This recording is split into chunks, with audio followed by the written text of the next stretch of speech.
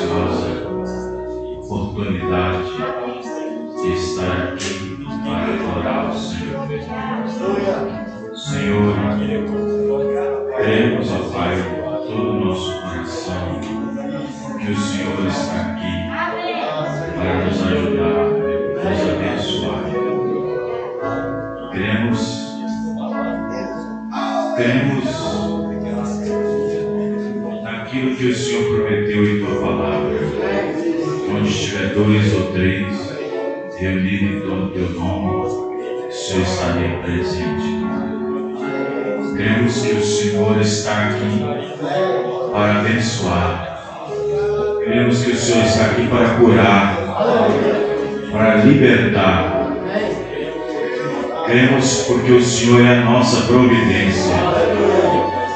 O Senhor é tudo que nós precisamos. O Senhor é tudo que nós temos. Lá fora no mundo, o mundo diz: isso é tudo que eu tenho. Nós dizemos: o Senhor é tudo que nós temos. Ó Deus Todo-Poderoso, abençoa, Senhor, cada irmão. Abençoa cada irmão. Que nós possamos nessa noite ouvir uma porção da Tua palavra. Que o Senhor possa renovar nosso espírito, renovar nossos sentimentos, renovar nossa esperança em Cristo. Ó Deus, transformando nossos corações através da Tua gloriosa palavra.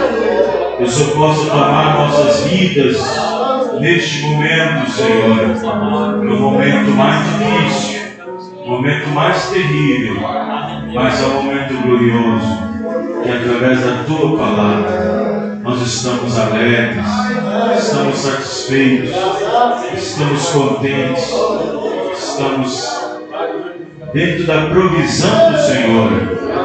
Muito obrigado, Senhor. Que o Senhor possa abençoar cada um que está aqui nessa noite, recompensá-los através da Tua porção da Tua palavra. Amém e amém. Muito bem, Deus abençoe a todos os irmãos. Deus possa assim continuar nos abençoando, nos guiando em toda a palavra de Deus. Vamos ler o livro de São Marcos, capítulo 13, versículo 31 até o 36. livro do Evangelho segundo Marcos, capítulo 13, do 31 ao 36. Nessa noite, vamos falar um pouquinho sobre o dia e a hora da vinda do Senhor. O dia e a hora e a vinda do Senhor. Marcos 13, versículo 31. Passará o céu e a terra, mas as minhas palavras não passarão. Mas daquele dia e hora ninguém sabe, nem os anjos que estão no céu, nem o Filho, senão o Pai. Olhai, vigiai e orai. Olhar aqui é perceber, não é olhar com os olhos. Olhar é perceber, vigiai e orai, porque não sabeis quando chegará o tempo. Não sabereis quando chegará o tempo. É como se um homem partindo para fora da terra não é do globo não, tá, gente? Fora da terra é fora do seu lugar, do seu lugarejo, da sua região. Deixasse a sua casa e desse autoridade aos seus servos, e a cada um a sua obra, e mandasse ao porteiro que vigiasse. Vigiai, pois, porque não sabeis quando virá o Senhor da casa, se à tarde, se à meia-noite, se de manhã, ou se no cantar do galo, para que, vindo de improviso, não vos ache dormindo. E as coisas que vos digo-vos todos, vigiai. Amém? Vamos ler o versículo 35 novamente. Vigiai, pois, porque não sabeis quando virá o Senhor da casa, se à tarde, se à meia-noite, se ao cantar do galo, ou se pela manhã. Vejam bem, ele falou pela manhã, de tarde, à noite e madrugada. Cantar do galo. Ele falou pelos 4 períodos, entre 6 e 6 horas. Pela manhã, 6 horas. Pela tarde, pela noite, pelo cantar do galo. Vamos falar um pouquinho sobre isso. O dia e a hora da vinda do Senhor. Se nós não sabemos o dia e a hora, por que eu tenho que dar esse tema? Porque tive que dar esse tema, se nós não sabemos o dia e a hora. Fechando nossos olhos. Senhor Deus. Ó Senhor. Não temos nada, Senhor, a não ser a Tua palavra. Não temos um absoluto a não ser o Senhor. Não temos uma estratégia a não ser a direção do Espírito Santo. Não temos, ó Pai querido, nenhuma armadura humana. Confiamos na do Senhor. Ó Senhor, não temos nenhuma esperteza, mas é o discernimento do Senhor. Nós somos fracos, mas o Senhor é forte. Não possuindo nada, mas ao mesmo tempo possuindo tudo. Porque possuímos os céus e a terra, através da promessa do Senhor Jesus Cristo. Somos possuidores co-herdeiro com Cristo, e herdamos todas as coisas. O mundo tem suas casas, tem seus casarões, tem suas mansões, tem seus terrenos, tem seus prédios, tem suas ilhas. Por enquanto é deles, mas esse mundo já foi conquistado pelo sangue de Jesus Cristo. E quando ele for renovado, e novos céus e nova terra forem criados, tudo isso será nosso, porque é a promessa da palavra. Ó Senhor, tem misericórdia, abençoa-nos mais uma vez, através da tua palavra, no nome do Senhor Jesus. Amém. Os irmãos podem se assentar.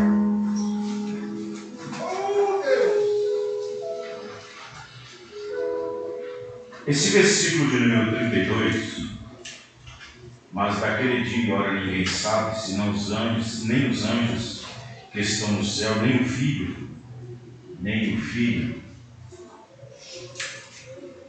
Numa visão trinitária e dualista, parece que a Escritura está falando de um filho separado do Pai, que não conhece nem o dia nem a hora. Lendo de uma forma carnal e de uma forma interpretativa, da maneira que se lê não é a maneira que se entende. Nem tudo que você lê nas Escrituras é a maneira que você tem que entender pelo que você leu. Não é porque está escrito assim, é porque entende assim. Não é porque Deus amou o mundo de tal maneira e enviou o teu Filho amado, é porque nós temos que crer assim, que há um Filho separado do Pai. E por isso que eu fiz uma matéria e coloquei no grupo para os irmãos,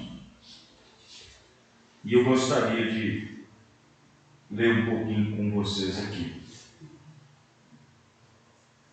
Nós sabemos que a Bíblia ela é dividida em duas partes: Novo Testamento e Velho Testamento, ou Velho Testamento e Novo Testamento, que quer dizer Antigo Pacto e Novo Pacto. O Antigo Pacto foi Deus quem deu. O Novo Pacto é Deus está fazendo. Não muda nada. O pacto quem faz é o mesmo. Então, Antigo Testamento significa Antigo Pacto.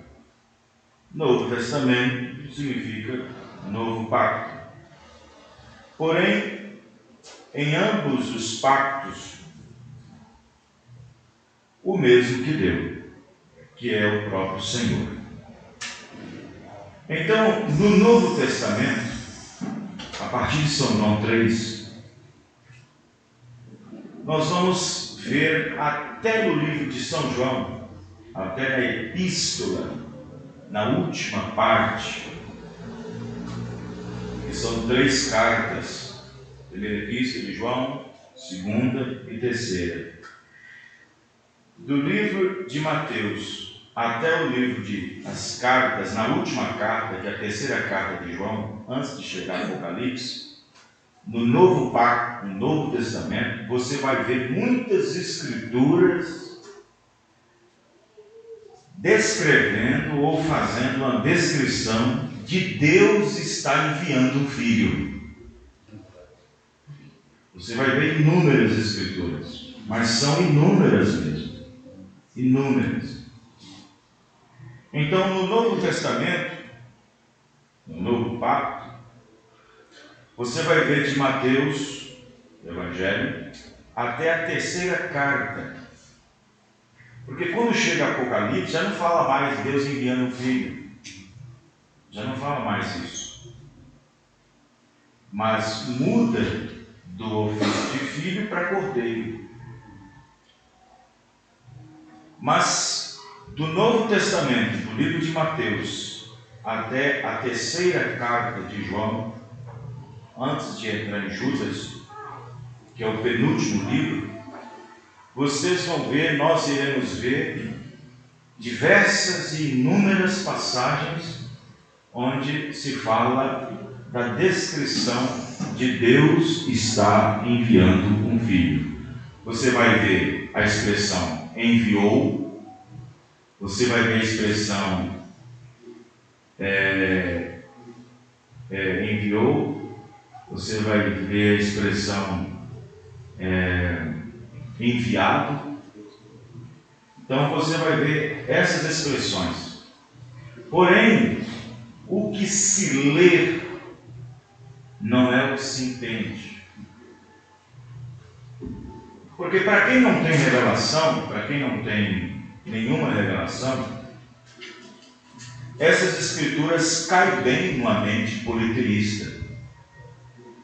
O que é politeísta, pastor? Politeísta é a ação do politeísmo. O que é politeísmo, pastor? Politeísmo é a crença pagã em mais de um Deus, que denota pluralidade. Então, quando uma igreja, um pastor ou uma pessoa crê que há, no seu entendimento, mais de um Deus na divindade, ele tem uma mente politeísta. Ou seja, ao invés de receber e crer em um só Deus, ainda tem alma, ainda tem mente para crer em mais um, ou mais dois, ou mais três, ou mais quatro. Depende, porque plural pode ser 3, plural pode ser 1000, plural pode ser 2000. Então, as Escrituras, quando falam no novo pacto, Deus enviou, Deus tem enviado para uma mente que não tem revelação, que não tem entendimento, que não tem compreensão, já forma um quadro de mais de um Deus na deidade. E, no entanto, o que se lê não é o que se entende. E, no entanto, é necessário ter revelação para compreender isso.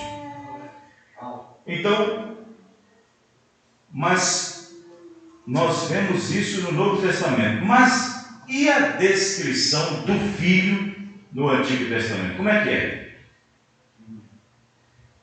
Se a descrição no Novo Testamento, presta atenção, vai para cá. Se a descrição no Novo Testamento existe inúmeras escrituras dizendo que Deus enviou o seu Filho, e o Filho de Deus foi enviado. Então, porque existem muitas escrituras de Filho de Deus no Novo Testamento que não é a pessoa do Filho, e sim a ação do Espírito Santo nas eras. Porque Deus veio em nome de 3 filhos. Filho do homem como profeta. Ele se revelou como filho do homem. Ele nunca disse que era filho de Deus. Jesus nunca chamou ele mesmo de filho de Deus. E ele nunca disse que era o filho de Deus. Ele era o filho do homem. Porque era a manifestação do dia. Era a manifestação do momento. Esta era a manifestação do dia, do momento. Manifestar-se como filho do homem. No entanto, ele era o filho de Deus. Mas era naquele momento filho do homem.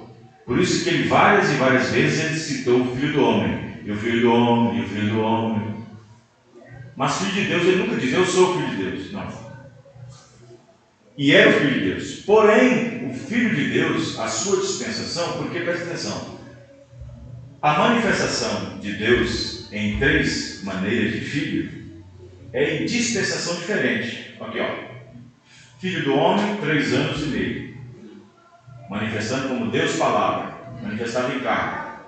Filho de Deus, dispensação do Espírito Santo das eras. Nós temos desde Pentecostes até agora a dispensação do Filho de Deus, que é o Espírito Santo em nossos corações.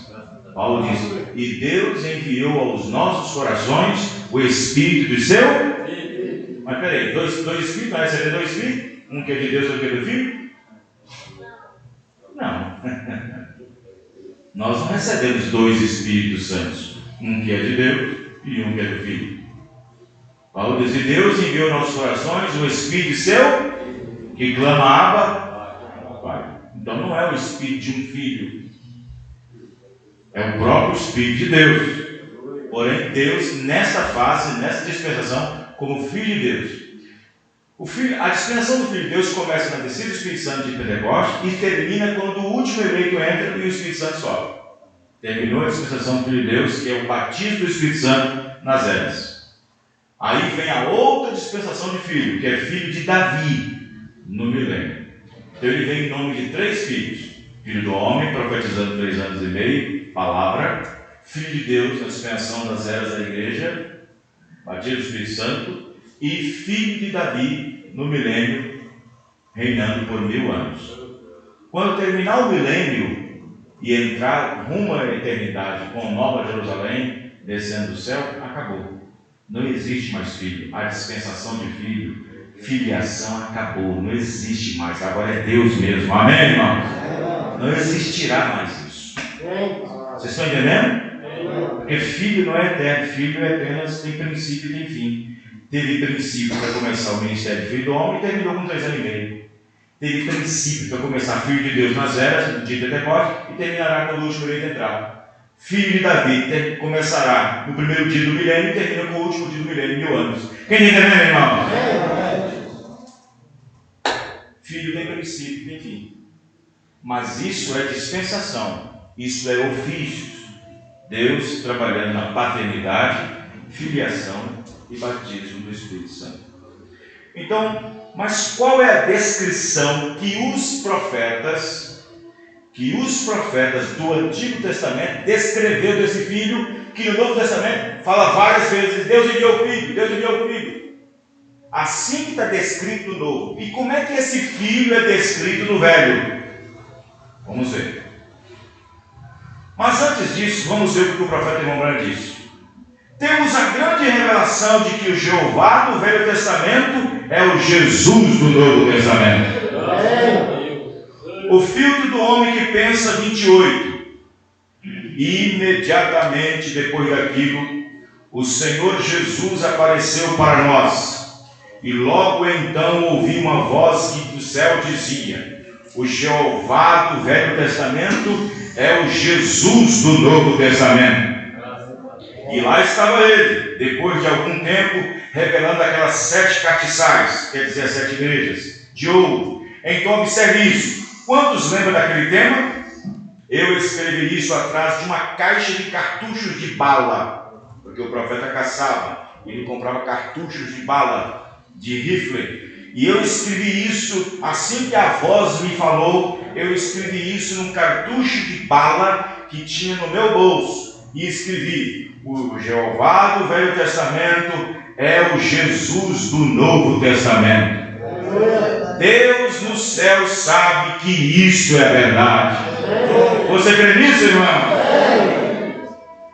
Vamos lá. Vamos ver a descrição desse filho no Antigo Testamento. Porque no Novo Deus está dizendo: Deus enviou, Deus enviou. Então vamos ver a descrição desse filho no Velho. Temos já em Gênesis, primeiro livro da Bíblia, o início, o princípio, o começo, temos já em Gênesis a promessa de uma semente vindo para esmagar a cabeça da serpente.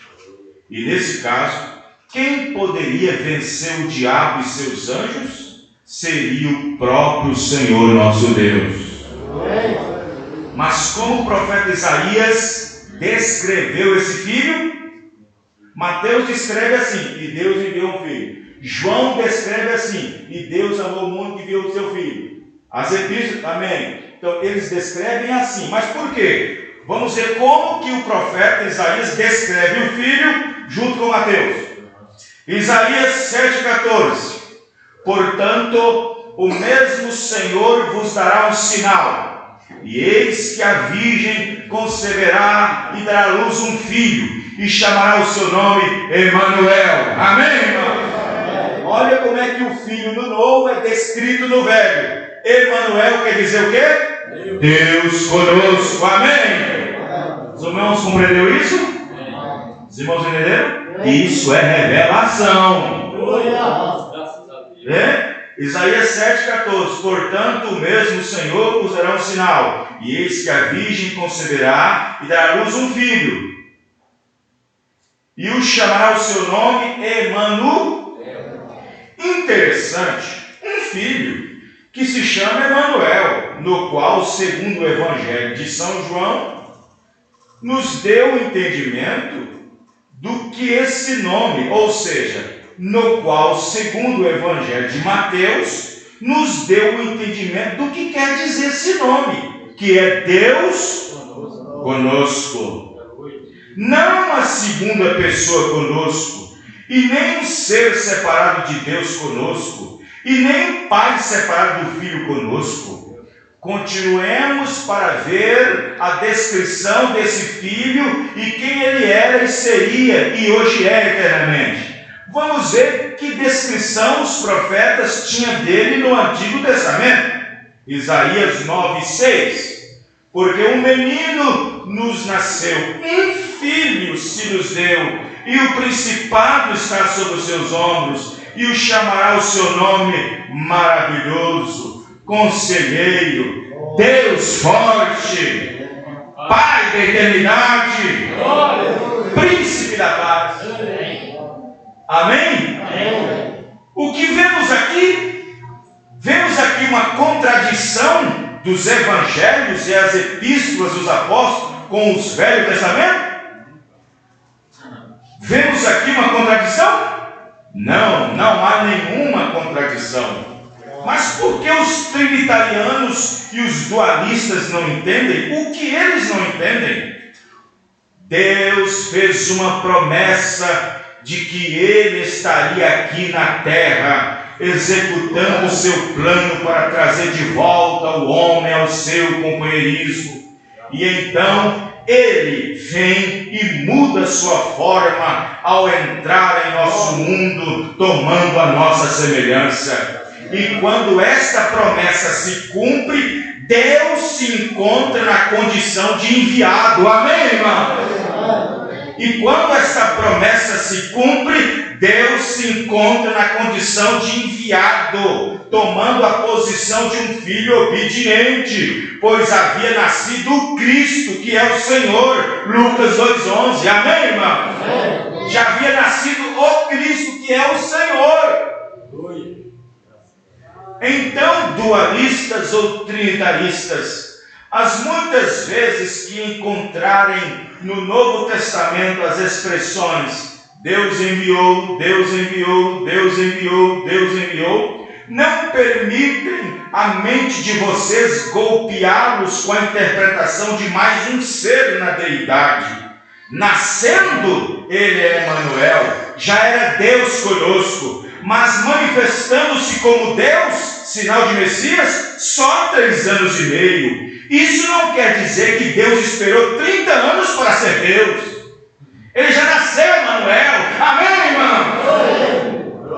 Isso não quer dizer que Deus esperou 30 anos para ser Deus. Ele já nasceu o Cristo, que é o Senhor. Porém, para manifestar as ações de Deus, somente para cumprir as Escrituras em 3 anos e meio apenas. Dualistas, trinitarianos, não sejam rebeldes em seus espíritos. Se rendam à única revelação de Jesus Cristo, sendo o único Deus apenas. Amém, irmão? Os irmãos compreenderam? Podemos glorificar o Senhor nosso Deus, irmão?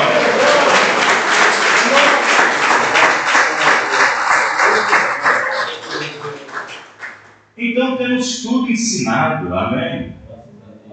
Temos tudo ensinado, não precisamos cair em nenhum golpe de ensino, de doutrina, de ismo. Temos tudo ensinado. Os irmãos estão entendendo? Amém. Temos tudo ensinado. Nós graças a Deus que nós dependemos de nós mesmos pelo ministério. Amém? Amém? As nossas dúvidas concernentes à doutrina, qualquer tipo de coisa, são tiradas daqui de cima do púlpito. Amém? Por isso que eu sou taxado aí fora de ministro que combate os ismos, combate os ismos e explica da maneira que a pessoa tem que explicar. Se a pessoa aceitar e enfiar e cair dentro, é porque não tem eleição mesmo. Mas explicar da maneira que nós temos explicado, a forma que tem que explicar, é só Deus nos nossos corações, é só Deus nos ajudando, amém?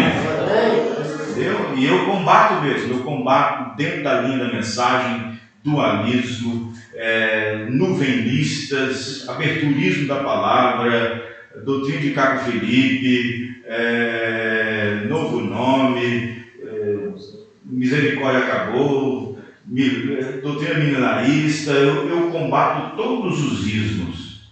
Aperte o play, seja quem for, a gente combate dentro da mensagem do profeta, dentro da própria mensagem do profeta. Graças a Deus por isso, amém, irmãos? Então, pela graça de Deus, Deus nos tem dado isso. Os irmãos entenderam mesmo, irmãos? Bem, vocês viram a descrição do Novo Testamento de como é chamado Jesus Cristo? De Filho de Deus, porque foi enviado. Filho de Deus, porque nasceu. Filho de Deus, porque tem princípio. Filho de Deus, porque nasceu. Filho de Deus, porque tem princípio. Filho de Deus, porque foi obediente. Porque Deus não obedece a Deus mesmo. Deus obedece a Ele mesmo. Mas na forma de humano Ele obedeceu. Na forma humana Ele teve que obedecer. Porque Ele tinha que ser exemplo, porque Ele tomou a nossa própria linhagem. Ele tomou a nossa própria semelhança. E a Bíblia diz que Deus é Espírito, mas aqui na terra foi achado na forma de homem. Quem entendeu, irmão? A Bíblia diz que Deus é Espírito, mas aqui na terra, Filipenses, ele foi achado na forma de pomba. Não, na forma de homem. E sendo homem, foi obediente até a morte. Obediente. Vejam bem. Então ele obedeceu a quem? Ele obedeceu às próprias leis que ele mesmo propusera. Amém, irmão? É como se eu inventasse uma lei e eu mesmo tinha que estar dentro dela. Vocês entenderam? Assim Deus fez o plano de redenção, a lei do plano de redenção. E quando ele fez a lei e o plano de redenção, Deus ainda nem tinha feito o mundo ainda. E quando ele fez a lei de redenção, ele próprio está incluído no próprio programa, no próprio lei de redenção. Quem está entendendo, irmãos? Quando Deus disse lá atrás, antes do mundo existir, que cada um deveria morrer, ele estava incluído também. Os irmãos estão entendendo? Vocês estão entendendo, irmãos? Quando lá no Antigo Testamento, lá antes da fundação do mundo, o homem tinha que carregar seus pecados, Deus também estava incluído, ele teria que carregar os nossos pecados. Vocês estão entendendo? Então, é dessa forma. Porém, o homem precisou desobedecer a Deus para morrer. Jesus não. O homem precisou desobedecer a Deus para poder morrer. E Jesus não. Jesus morreu dando-se a si mesmo. Veja bem, Adão não foi por si mesmo desobedecer a Deus. Ele foi convencido a desobedecer. Jesus, o segundo Adão, não. Ele não foi convencido. Ele deu a si mesmo. Doou, deu-se a si mesmo. Amém, irmão? Em resgate de muitos. Muito bem. O dia e a hora da vinda do Senhor. Ninguém sabe o dia nem a hora da vinda do Senhor. Você sabe, irmão? Alguém sabe? Levanta a mão. Ninguém sabe, né? Sabe o dia? Sabe a hora? Sabe se vai ser de tarde? Se vai ser de noite? Se vai ser de manhã? Ou se vai cantar de madrugada? Não sabemos. Uma coisa eu sei, ele virá. Você vê isso, irmão? Ele virá. Se estiver chovendo, ou fazendo sol, fazendo frio, ou tempestade, ele virá. Vê? Uma coisa eu sei. Uma outra coisa que eu sei também, que a Bíblia me fornece, a Bíblia me diz, é que na vinda de Jesus Cristo, ele deve encontrar um povo irrepreensível. O que significa a palavra irrepreensível? É o contrário de repreensível. Uma pessoa repreensível é digna de correção todo dia. É digna de estar chamando atenção todo dia, apertar a orelha todo dia. Essa é uma pessoa digna de repreensão. Mas ele vai buscar um povo irrepreensível. Isto quer dizer que esse povo é um povo posicionado, crendo na palavra, está na adoção, recebeu o poder de estar na estatura do homem perfeito e é irrepreensível.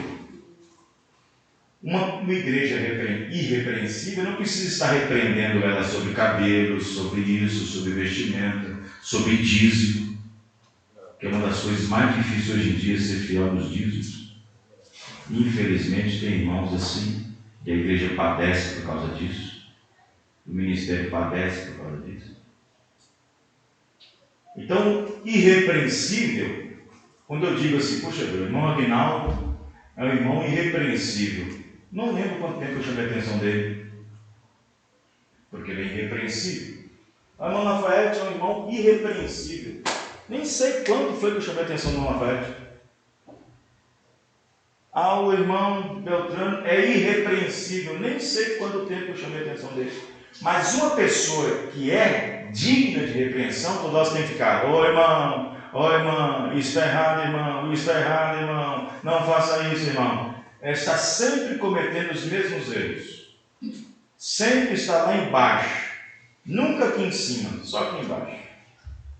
Sempre recebendo o escritório, sempre tendo que chamar atenção. É pessoa que é digna de repreensão.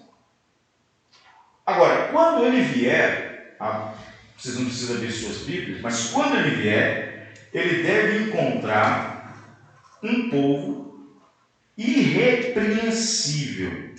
Os irmãos entendem isso, irmãos? Que eu acabei de explicar isso agora? Aleluia. Veja bem, ele vai encontrar um povo irrepreensível. E eu vou citar algumas escrituras para os irmãos entenderem isso aqui. Veja bem, encontrar um povo irrepreensível. No livro de 1 Tessalonicenses, capítulo 5, verso 23, Paulo diz: e o mesmo Deus de paz vos santifique em tudo, em todo o vosso espírito e alma e corpo, sejam plenamente conservados e irrepreensíveis para a vinda de nosso Senhor Jesus Cristo. Amém? Então, quando Jesus Cristo chegar, quando a vinda do Senhor Jesus Cristo acontecer, que será uma vinda súbita. O que é súbita? O que é algo súbito? É uma coisa repentina. É uma coisa muito ligeira, rápida. A Bíblia diz que ele virá num abrir e fechar de olhos, num piscar de olhos. Olha a velocidade de um piscar de olhos. Então a Bíblia disse que ele viria num abrir e fechar de olhos. Então ele disse que quer encontrar e deve encontrar um grupo especial, zeloso de boas obras, e que seja um povo irrepreensível. Irrepreensível. Uma pessoa que é irrepreensível não depende muito do pastor em cima do púlpito para chamar atenção, mas sim do Espírito Santo que está dentro dela.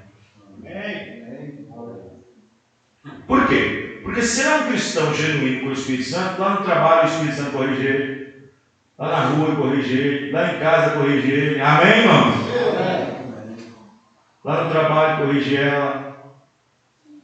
O Espírito Santo já corrige sobre alguma roupa mal vestida, mal colocada, essa não cai bem, isso está errado, isso aqui não está certo. Ela se policia a si mesmo.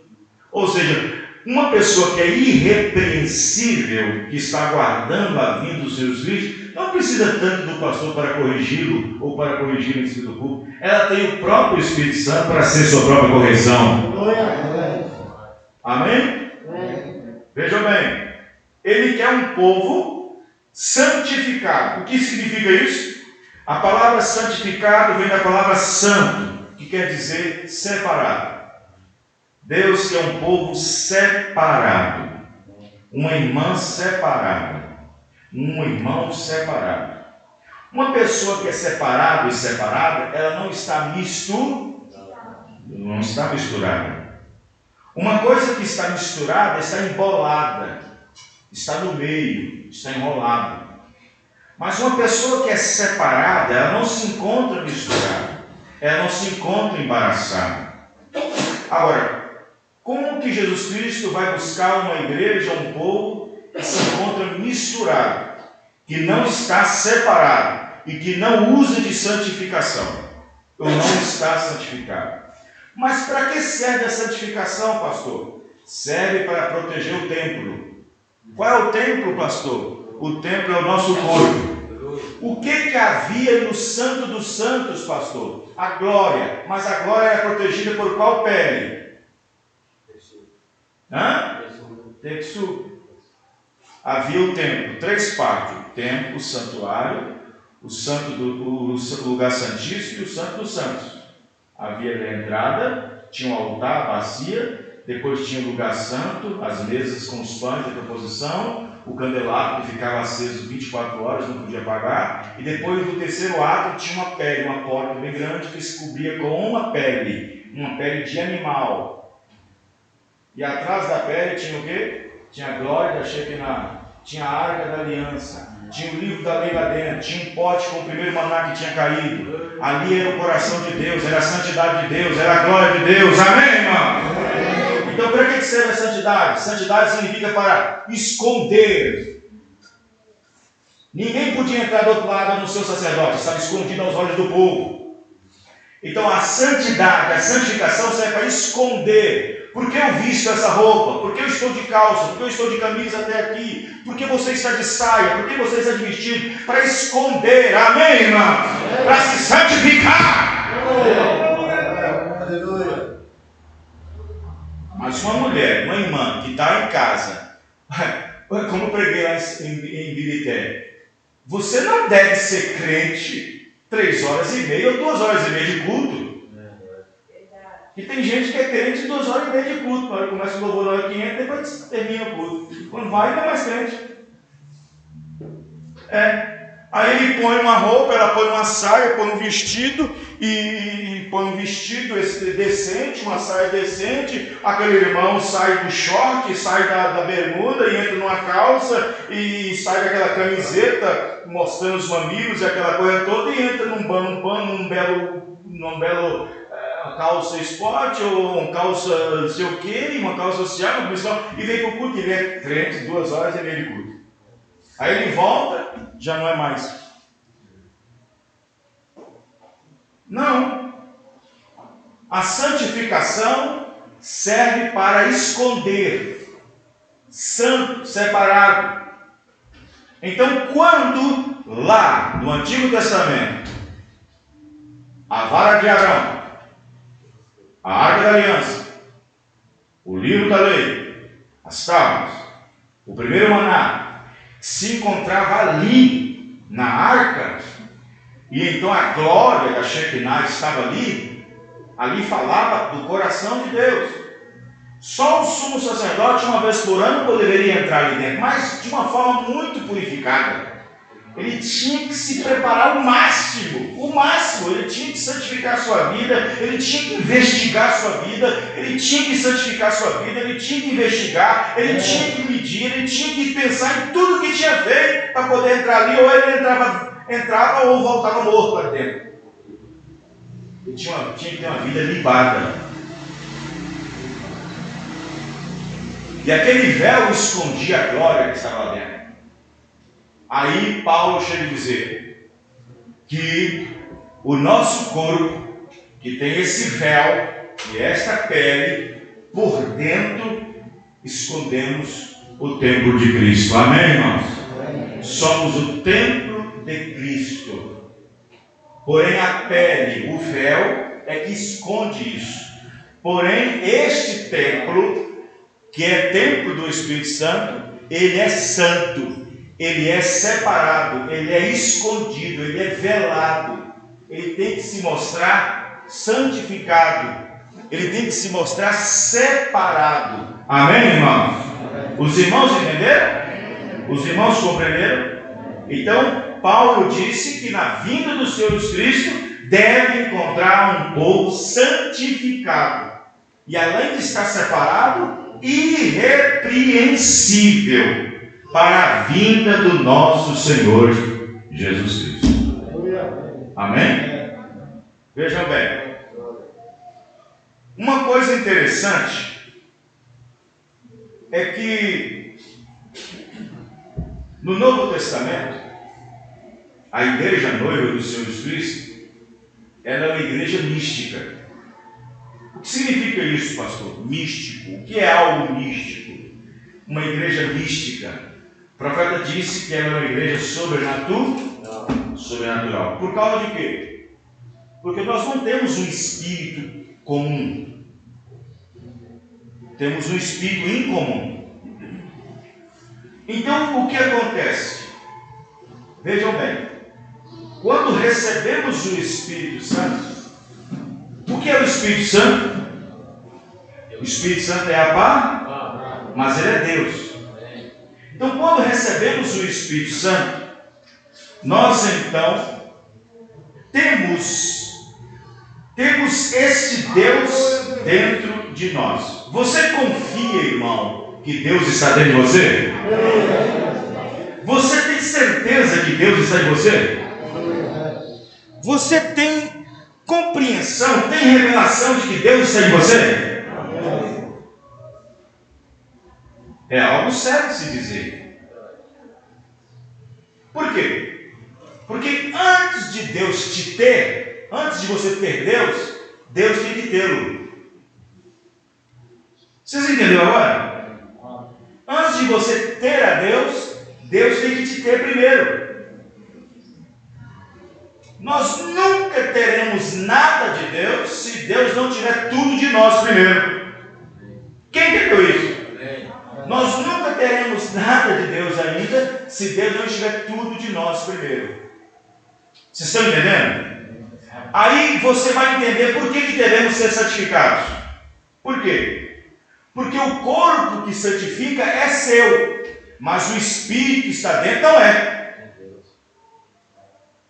O corpo é seu, mas o Espírito que está dentro não é. E quando você vê que o Espírito que você tinha já não é mais o mesmo, você vai entender que o corpo também não será seu.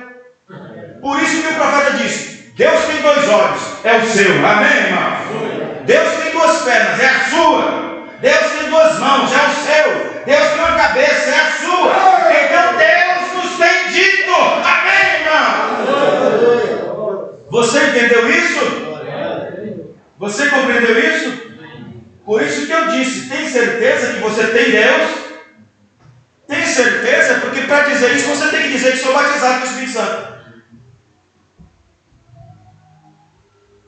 Ah, pastor, o senhor me deixou na berlinda porque eu não sei. Se você não sabe, o rato está quase chegando. Se você não sabe, o arrebatamento está quase chegando. Ah, pastor, eu tenho dúvida se eu tenho ou não. Então o rato está quase chegando, então é melhor você pensar.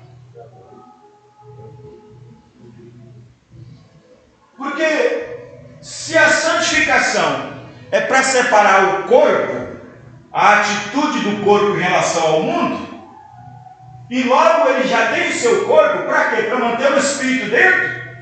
Agora ele não tem somente o seu coração, ele tem tudo. Ele tem corpo, alma e Espírito. Amém, irmão? Amém. Sejam irrepreensíveis.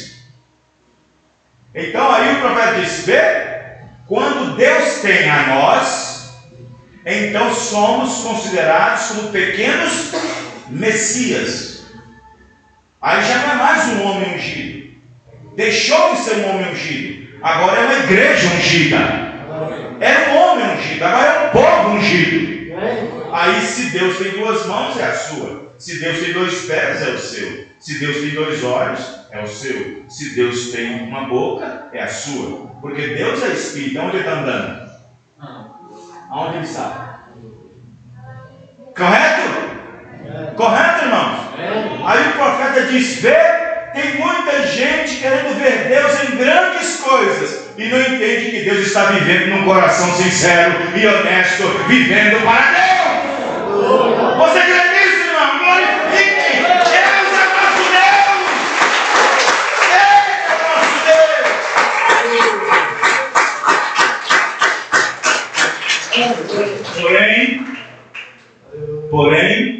Porém, o profeta disse: você saberá se você tem ou não. Você saberá se você tem ou não tem o Espírito Santo.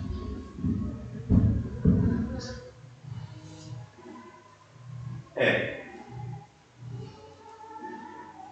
1 Tessalonicenses 3, verso 13, diz: para confirmar os vossos corações, para que sejam irrepreensíveis em santidade, diante de nosso Deus e Pai, na vinda do nosso Senhor Jesus Cristo, com todos os seus santos. Já imaginou? Misturar os santos do início do Novo Testamento com os santos do fim do Novo Testamento? Vejam bem, ele vem com os santos, porque a ressurreição vem primeiro. E os que morreram em Cristo ressuscitarão primeiro. Então, esses santos que viveram na primeira era, se misturando com os santos da última era. Agora, imagine a posição dos santos, imagine a vida que esses santos da última era devem viver para encontrar com esses santos aqui. Vocês estão entendendo, irmão? Vocês estão entendendo como está longe de muitas pessoas serem arrebatadas? Vocês estão observando como está longe de muitos crentes da mensagem e do rapto?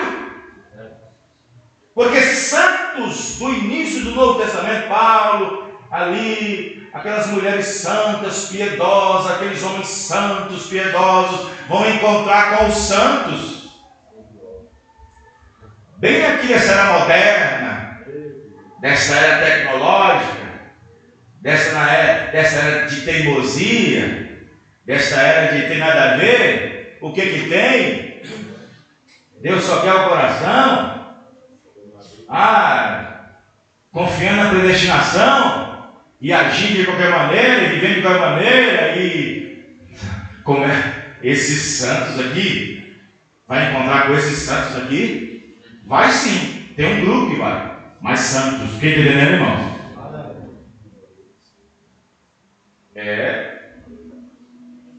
Tiago 5, verso 7.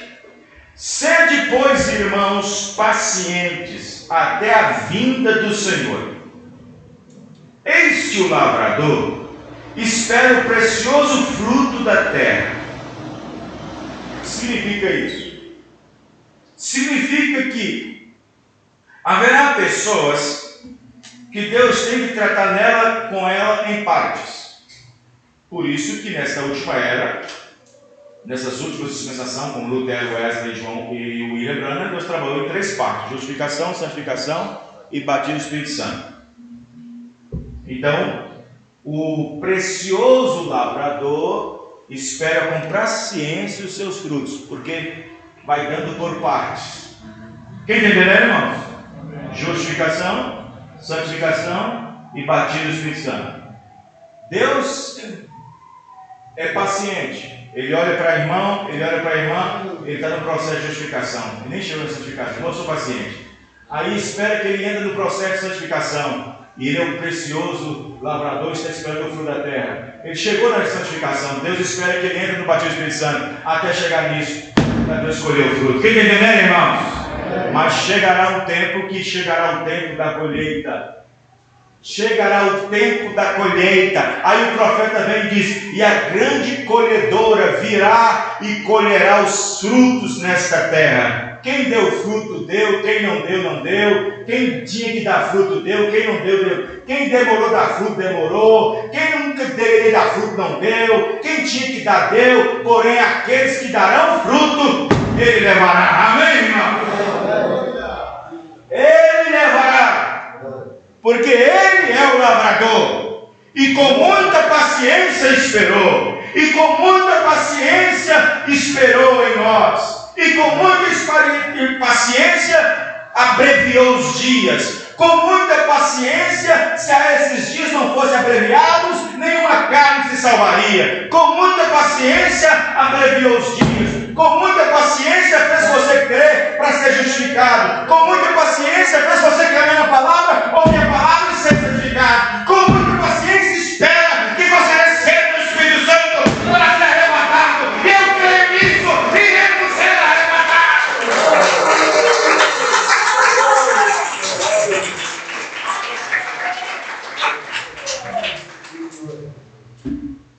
Aleluia. Hebreus capítulo 10. Porque ainda um pouquinho de tempo, e o que há de vir virá, e não tardará. Mas o justo viverá da fé, e se ele recuar, a minha alma não tem prazer nele. O que significa isso, pastor? Porque ainda um pouquinho de tempo, e o que há de vir virá. Ele está falando dias abreviados, porque Paulo falou de uma maneira em uma carta, e ele expõe isso em outra carta. Mais um pouquinho de tempo. Aí você vai ver lá em Apocalipse, Deus falando, e dei-lhes tempo. Ô irmão, o que não tem faltado é tempo. O que não tem faltado é tempo. Mas sabe de uma coisa? Eu preguei aqui na Santa Ceia. Parece que as pessoas estão igual aquele menino que nada chamava atenção a ele. Parece que está, em alguns está parecendo a mesma coisa. Porque ainda um pouquinho de tempo, o que há de vir virá, e não tardará. E não tardará. Mas o justo, quem é justo? Quem é justo? Pastor, é aquele que é justificado? Mas o justo viverá da fé, viverá da revelação. Quem está me entendendo? Viverá da revelação. O justo vai viver da revelação.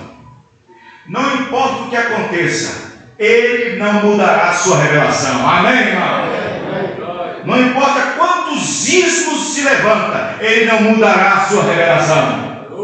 Não importa quantos grupos aconteça, ele não se moverá da revelação.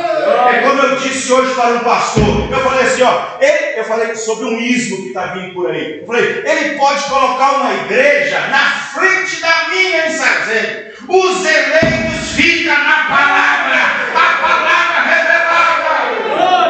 Eles não se moverão da revelação. Levanta o grupo que for, ele vai viver da fé, viverá da revelação. Mas se ele deixar a revelação, se ele deixar aquela revelação, isso quer dizer que ele vai recuar, e a minha alma não terá prazer nele. E a minha alma não terá prazer nela. Quantos irmãos se recuaram? Quantos estão no recuo? Quantos se recuaram? Aí a Bíblia está dizendo, você recuou? Você saiu da ceia, rapaz? Você saiu da ceia, moça? Você não está bem mais na igreja? Você não está bem mais na ceia? Não está sendo mais um dizimista fiel? Então tá, eu vou recuar de você. Eu me recuo. Por que Deus recua? Porque o Espírito de Deus não combate outro espírito. Tem pessoas que querem guerrear. Não, tem razão, tem razão. Não, o verdadeiro espírito recua. Quem entendeu, irmãos? E Deus, para não contradizer com o nosso espírito, porque o nosso espírito é rebelde, diz o profeta, se nós não podemos ter paz dentro do nosso espírito, imagine com Deus. Aí Deus recua, porque a pessoa é rebelde, a pessoa é teimosa, a pessoa não obedece, então Deus recua. Quem está entendendo, irmãos? Deus recua. 1 Tessalonicenses 5:2. Porque vós mesmos sabeis muito bem que o dia do Senhor virá como ladrão de noite. Como ladrão de noite. Espera aí, ladrão não rouba só de noite. Ladrão não rouba só de noite. Mas Jesus falou aqui no âmbito oriental, porque lá na Palestina, no Oriente Médio, a maioria dos ladrões roubam à noite.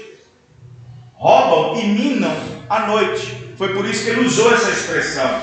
Ladrão rouba a qualquer hora, madrugada, de dia, de noite, de manhã, de qualquer dia, à luz. Mas quando ele falou que o dia do Senhor virá como ladrão de noite, não quer dizer também de noite no sentido noite. Não quer dizer noite como agora está de noite. Porque a noite aqui pode ser trevas espirituais. Quem entendeu, irmãos? Noite aqui pode ser separação de Deus. Pode ser um tempo de apostasia. Pode ser um tempo de esquecimento. Pode ser um tempo de relaxamento. Noite aqui. Por isso que ele diz para vigiar. Quem está entendendo, irmãos? Veja, como ladrão de noite. Mateus 24:42. Vigiai, pois, porque não sabeis a hora que há de vir o vosso Senhor. Mas considerem isso. Se o pai de família soubesse a que vigília da noite, vigília quer dizer hora, a que hora, não é vigília a noite inteira, vigília que é hora, a que vigília da noite havia de vir o ladrão, vigiaria e não deixaria roubar a sua casa. Presta bem atenção. Ladrão não rouba ninguém que não tem nada. Ladrão não entra em casa que não venha roubar alguma coisa de valor. Vocês estão entendendo, irmãos? Ele vem para tirar algo preciosíssimo, algo de valor. E ladrão, ladrão para ladrão, no sentido ladrão, ele só quer roubar o que é valioso. O que é valioso, aquilo que vai te deixar para baixo, aquilo que vai te deixar bem endividado, ou aquilo que vai dificultar você ter aquilo de novo. Então ladrão lá no mundo vem para roubar o que é valioso. Mas Jesus vem como ladrão. Ele não é o ladrão, mas como? E ele vai apanhar aqui o que é mais valioso. A palavra, você, a igreja, a noiva do Senhor Jesus. Amém, irmão? Eu espero que valorize o que você tem. E o que nós temos, a palavra, o Espírito Santo. Ele é a palavra.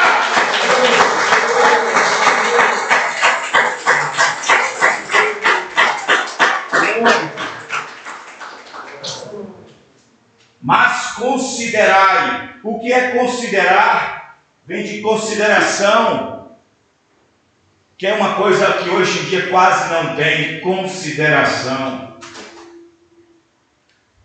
Se o pai de família soubesse a que vigília, a que hora da noite o ladrão viria, ele ficava de olho, preparado, com um facão, ou uma faca, ou um revólver, ou um pau, ficaria preparado. Bem, ladrão? E outra coisa, não tem muito acusação para quem defende seu terreno. Se você bateu num ladrão ou atingiu um ladrão na sua própria casa em defesa, a Constituição e a lei te defendem. Quem está entendendo, irmãos? Vejam bem, vigiaria e observaria atentamente. Vem uma pessoa lá, ele está, ele observa pelo comportamento, vê como é que ele comporta, como é que ele anda, como é que ele se projeta, como é que ele se move. É uma atitude suspeita, pode ser um ladrão. Ele está vigiando. Parou o carro assim, está muito parado, está muito tempo parado aqui, não sai nem entra. Que negócio é esse? Fica vigiando. É uma pessoa que está atenta. Tem gente que anda na rua também, não sabe, não olha ali. Sabe o que eu falo com a gente? Vocês olham, o todo tem que ter um olho aqui. Nem olhar para lá, caminhando. Eu observo tudo, quem está à minha atrás, quem está à minha frente, quem está do outro lado, eu observo tudo.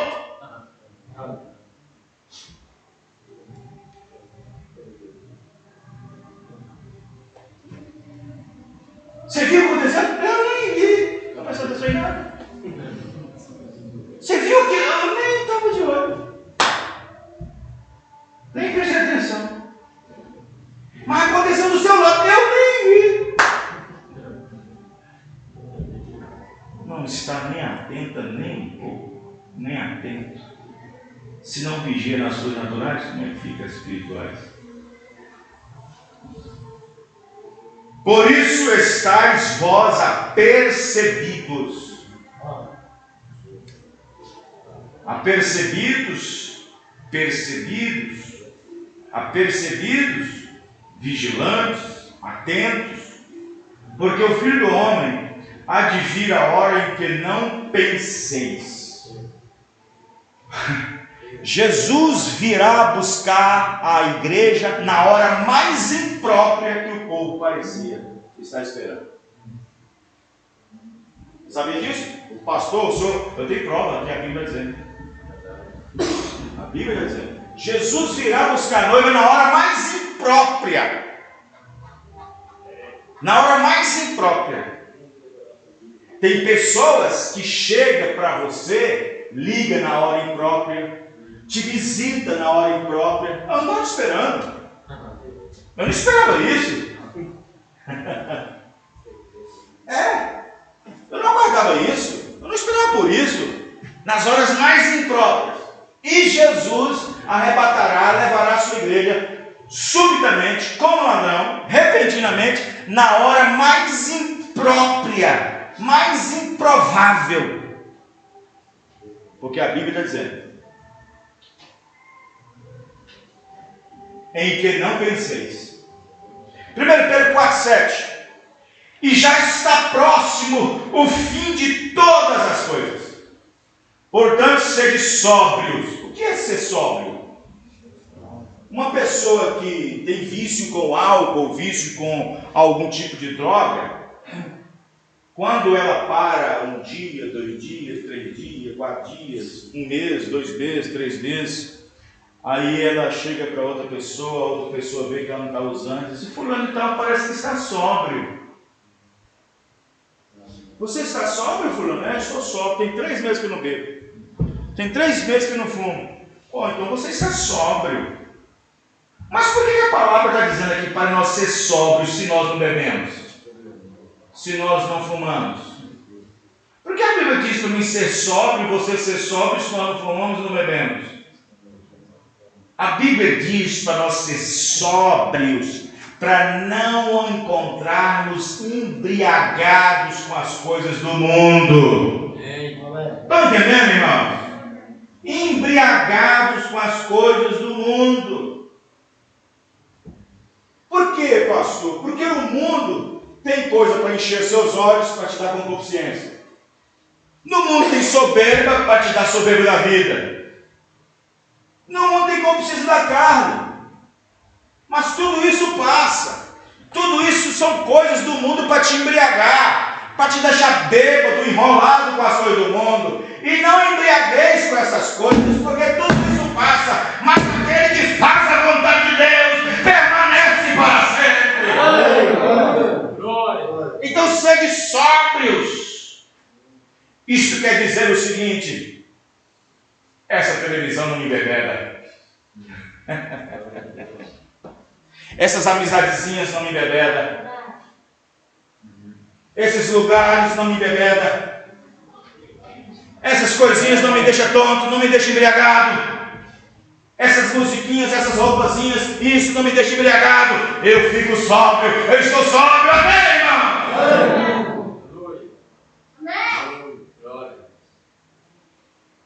E vigiai em oração. É o último versículo. Já está próximo o fim de todas as coisas, portanto, sede sóbrios e vigiai em oração. E vigiai em oração. Lembra quando eu disse para vocês, agora recentemente, há poucos minutos, que Jesus virá na hora mais imprópria de que nós não pensemos? 38 da mensagem Redenção pelo Poder. E o último inimigo que vai assolar a igreja agora é a morte. Espiritualmente falando, aqueles que não seguirem a Cristo no batismo do Espírito Santo vão secar espiritualmente.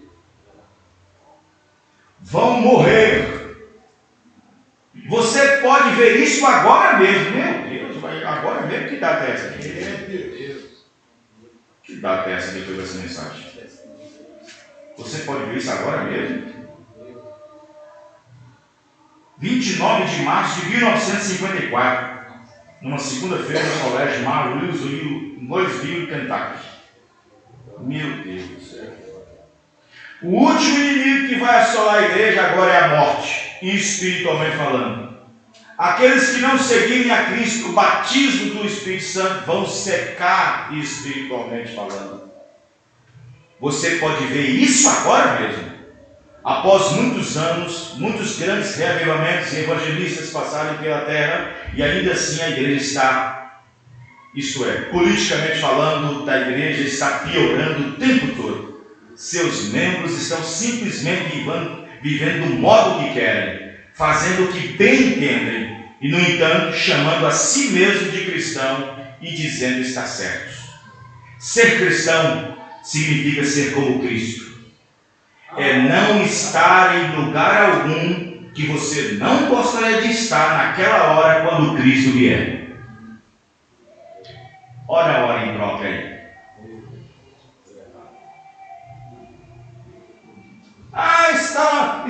Está no meio da turminha, no meio dos joguinhos, no meio das turminhas, no meio de gente incrédula, que não são não cristão, está brincando, está jogando bola, está fazendo o quê? Na hora que ele veio, ficou! Não tem arrebatamento! Como eu disse hoje para certos pastores, se essa confusão toda doutrinária que tem aí fora, esse mundo de gente aí fazendo o que quer, se for tudo arrebatamento, o céu é lugar de novo de confusão. Verdade. Céu não é lugar de confusão. Céu é lugar de crente redimido, salvo pelo sangue de Jesus Cristo, separado para essa boa obra.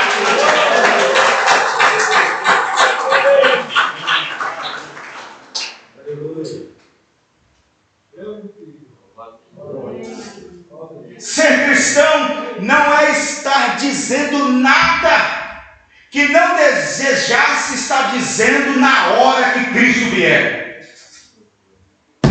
Momento impróprio. Ei, irmãs que costuram-se no Zap Zap, que se costura nos telefones, nas mensagens. 40, 50, 1 hora e 40 minutos no Zap. Conversando o quê?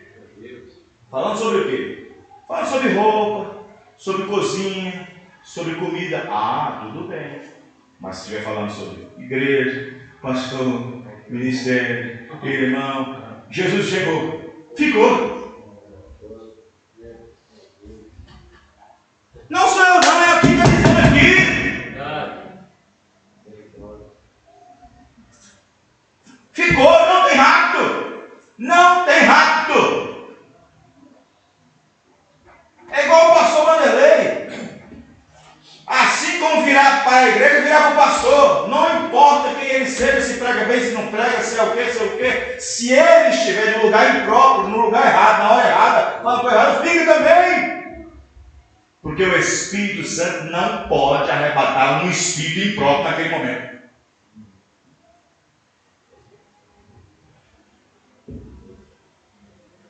Ser cristão não é estar fazendo nada de errado que você desejasse estar fazendo quando ele vier. Ser cristão, até pensar, se estiver pensando algo errado que não desejasse estar pensando quando ele vier. Parágrafo 39. O que você tem que fazer, meu irmão? A Bíblia diz que é para vigiar em oração. A Bíblia diz que é para vigiar em oração. Opa! Tem um cinema hoje e tem um filmaço saindo hoje em cartaz. Irmão, está no meio de incrédulo e está vigiando em oração. É um momento impróprio. Está no parque e brinca para lá e brinca para lá. E está no meio do povo. Está no meio de Sodoma, não está orando. Como é que pode estar em oração no meio de Sodoma? Onde você vê num canto um homem beijando o outro e moça beijando o outro e aquelas modas indecentes, palavrando. Como é que pode estar em oração? Fica para a grande oração. Vamos entrar no rápido. Vamos entrar no arrebatamento.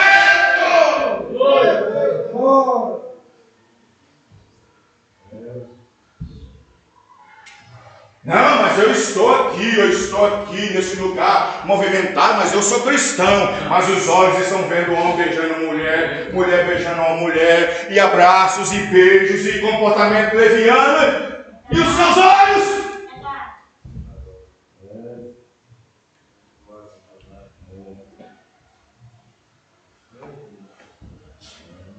Aí você vai para o parque, está todo mundo bonito lá. Aí está passando lá, Cristiano Amaral do Sol. É isso mesmo? Está passando lá? Você está ouvindo Cristiano Amaral lá, no meio de todo mundo. Cristiano Amaral, olha que música esse Cristiano Amaral está tocando aqui, ó. Está tocando outro som que não tem nada a ver com o cristianismo. Está tocando funk, está tocando outra música mundana, e você está ali no meio de Sodoma. Verdade. Que vigia em oração está? Como é que você pode estar em oração num lugar desse?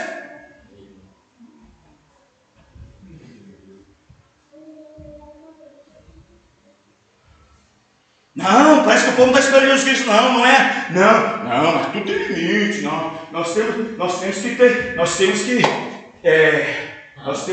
como é que fala? Fala certo? Nós temos que ter um momento de descontração. A Bíblia diz isso? A Bíblia diz para não ter distração alguma. A Bíblia diz para não ter distração alguma quando ele vier. Distração.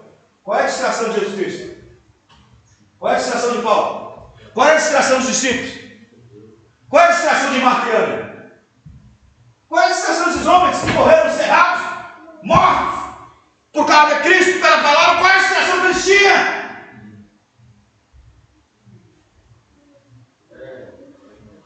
Quando você lê as mensagens, o máximo que você vê o irmão Branham nas viagens, indo num parque zoológico, para ver os animais, e galeria de arte. Mas mesmo assim, porque os irmãos empurrando, vamos, irmão Branham, vamos. Aproveita, vamos ver.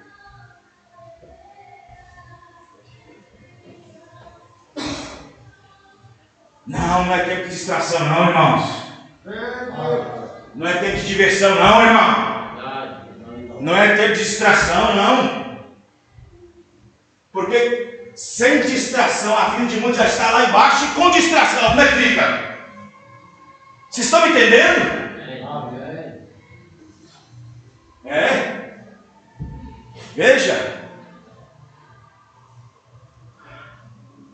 Os judeus que estão na Palestina já era para ter recebido os dois profetas há muito tempo. Já era para ter recebido. O concílio mundial já era para estar já lá na plataforma. Mas o que Deus está fazendo?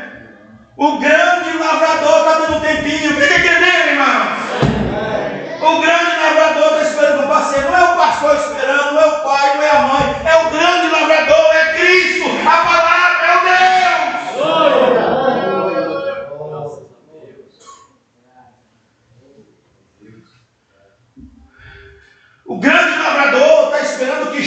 jovens, crianças, moços, já batizados em Jesus Cristo, mães, pais, velho, novo, esperando que Ele dê um fruto precioso. O que Deus quer fazer? Deus quer te colher. Ele não quer te deixar nesse mundo, não. Amém, irmão? Ele quer te colher.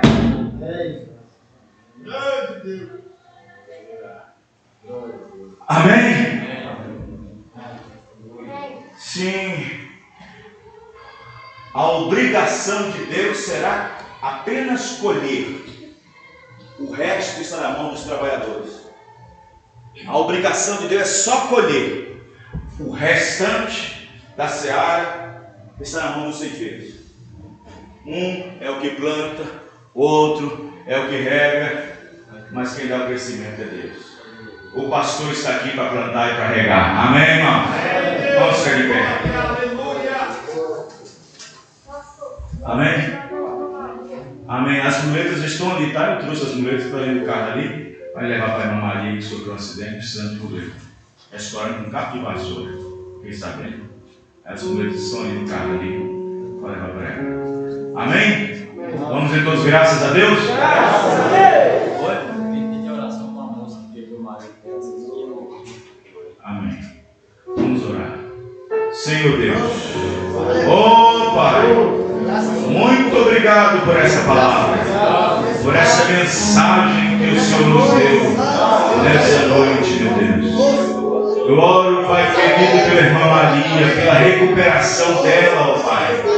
Eu oro, Senhor Deus, por essa pessoa que perdeu o seu parente, que perdeu o seu marido, que possa confortar os seus corações, a família e todos os envolvidos. Abençoa cada irmão com um pedido aqui no coração, na sua alma, que eles possam, Senhor Deus, receber suas bênçãos, em nome do Senhor Jesus Cristo. Abençoa, Senhor, cada irmão, cada irmã.